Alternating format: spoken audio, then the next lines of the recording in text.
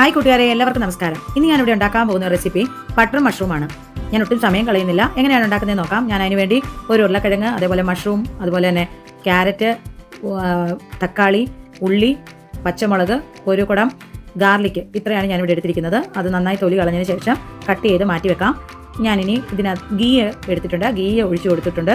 നമ്മുടെ mushroom cut ചെയ്തതിനകത്ത് കുറച്ച് മഞ്ഞളും അതുപോലെ തന്നെ കുറച്ച് ഗരം മസാലയും കൂടെ ആഡ് ചെയ്ത് നമ്മുടെ നെയ്ക്കകത്തൊന്ന് ഷാലോ ഫ്രൈ ചെയ്ത് അതൊന്ന് മാറ്റി വെക്കാം. ഇതിനധികം വേവില്ലാത്തത് കൊണ്ടാണ് നമ്മൾ പ്രത്യേകിച്ച് സെപ്പറേറ്റ് ആയിട്ട് ഒന്ന് ഷാലോ ഫ്രൈ ചെയ്ത് മാറ്റി വെക്കുന്നത്. ഇനി അതേ പാനിൽ തന്നെ നമുക്ക് കട്ട് ചെയ്ത് വെച്ചിരിക്കുന്നതായ ഒനിയനും, അതേപോലെ തന്നെ ഒനിയൻ ഒന്ന് വഴണ്ട് വരുമ്പോൾ നമുക്ക് കാഷ്നട്ട് യോജിപ്പിച്ച് കൊടുക്കാം. നിങ്ങൾക്ക് നേരത്തെ കുതിർത്ത് വെച്ച കാഷ്നട്ട് ഉപയോഗിക്കാം. അതല്ലെങ്കിൽ പെട്ടെന്നൊന്ന് പൊടിച്ച് ചേർക്കുന്നവരുണ്ട്. അതേപോലെ തന്നെ അല്ലാതെ ഞാൻ ഉള്ളി വഴറ്റുമ്പോൾ തന്നെ ഇട്ട് കൊടുക്കുകയാണ്. അതുപോലെ തക്കാളി അരിഞ്ഞ് വെച്ചതും കൂടെ നമുക്ക് ഇട്ട് കൊടുത്ത് ഇച്ചിരി ഉപ്പും കൂടെ യോജിപ്പിച്ച് നന്നായി വഴറ്റിയതിന് ശേഷം അതിനകത്ത് പെരിഞ്ചീരകം, നല്ല ജീരകം, അതുപോലെ ചെറിയൊരു പീസ് കറുകപ്പട്ടയും കൂടെ ആഡ് ചെയ്ത് ഇളക്കാം. അതിനുശേഷം മല്ലിപ്പൊടി, മുളക് പൊടി, കുറച്ച് മഞ്ഞൾപ്പൊടിയും കൂടെ ആഡ് ചെയ്ത് അതിൻ്റെ പച്ചമണം മാറിക്കഴിഞ്ഞ് കഴിഞ്ഞാൽ നമുക്ക് കുറച്ച് വെള്ളം ആഡ് ചെയ്ത് കൊടുത്ത് ഇതൊന്ന് വേവിച്ചെടുക്കാം.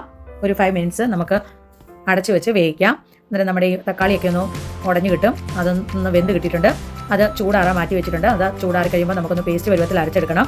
അതേ പാനിൽ തന്നെ നമ്മുടെ അരിഞ്ഞു വെച്ചിരിക്കുന്ന ഉരുളക്കിഴങ്ങും ക്യാരറ്റും കൂടെ ഇട്ട് കൊടുത്ത് നമുക്ക് ശാല ഫ്രൈ ചെയ്തെടുക്കണം.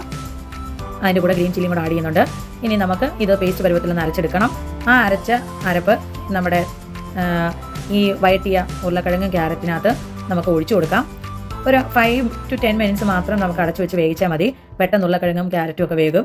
നമുക്ക് പെട്ടെന്ന് ഉണ്ടാക്കാൻ പറ്റുന്ന ഒരു കറിയാണ് ഈ ഡിഷ്. അതേപോലെ തന്നെ എല്ലാവരും എന്നോട് ചോദിക്കാറുണ്ട്, എന്താ ഈ വൈകിട്ട് ചപ്പാത്തിയുടെ കൂടെയും അപ്പത്തിൻ്റെ കൂടെയൊക്കെ കറി ഉണ്ടാക്കാനാണ് പാട് എന്ന് എല്ലാവരും എന്നോട് പറയാറുണ്ട്. ഇത് എളുപ്പം ഉണ്ടാക്കാൻ പറ്റുന്ന ഒരു ഡിഷാണ്. അതുപോലെ തന്നെ വെജ് മാത്രം കഴിക്കുന്നവർക്കും ഇത് എല്ലാവർക്കും ഇഷ്ടപ്പെടുന്ന ഒരു ഡിഷാണ്.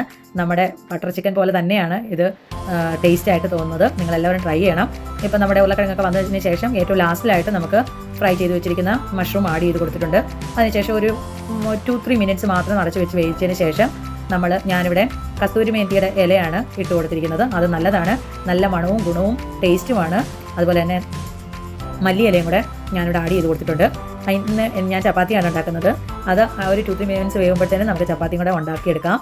നമ്മുടെ ചപ്പാത്തി ഏകദേശം റെഡി ആയിട്ട് വന്നിട്ടുണ്ട്. ഇന്ന് എൻ്റെ ചപ്പാത്തിയും ബട്ടർ മഷ്റൂമാണ്. എല്ലാവരും ട്രൈ ചെയ്യണം, ലൈക്ക് ചെയ്യണം, കമൻറ്റ് ചെയ്യണം, സബ്സ്ക്രൈബ് ചെയ്യണം. Thank you for watching.